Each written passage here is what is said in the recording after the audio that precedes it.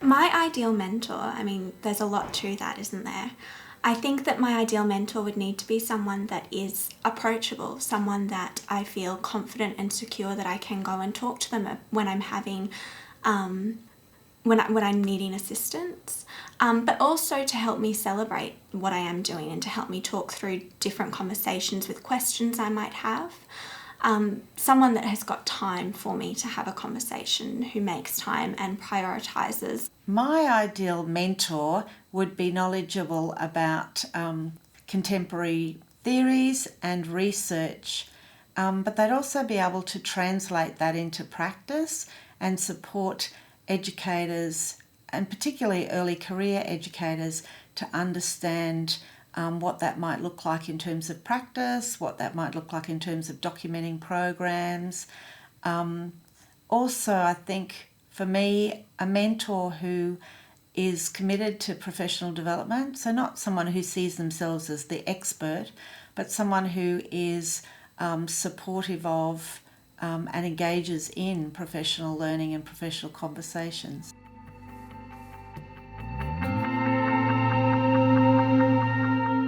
I think when I'm looking at my ideal mentor teacher, there are a few key sort of traits that I'm looking for.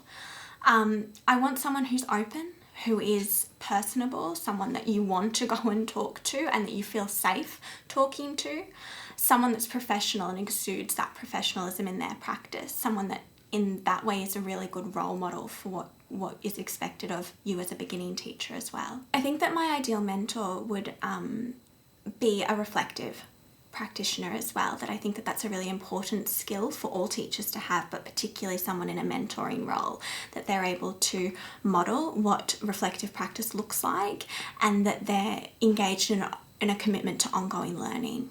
So I guess that's inspiring as a beginning teacher to know that it doesn't stop.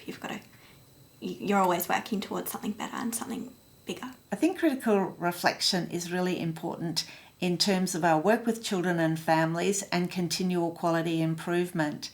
And I recognise that it is a skill, and early career teachers and educators often need support in practicing that skill, but also sometimes scaffolding and helping, providing a framework to refine and develop those skills is also helpful.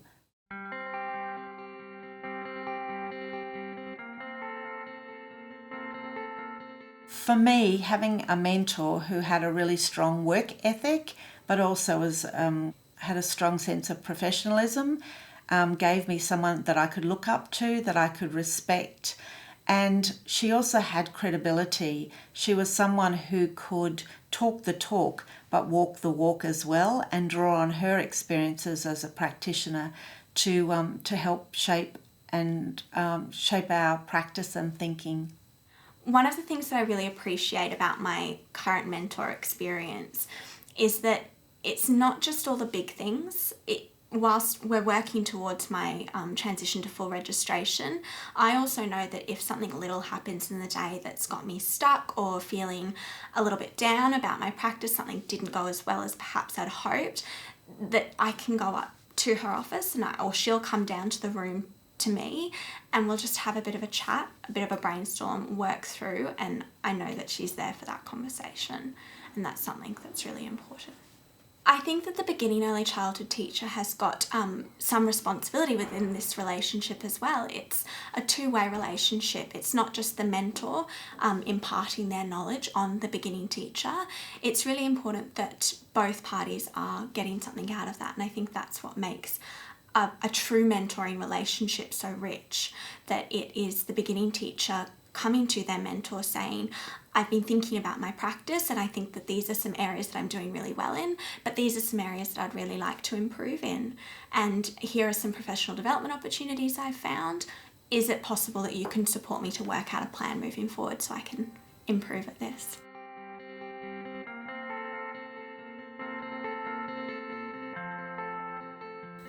It's really important for mentee teachers to recognise that mentor teachers don't have to know everything.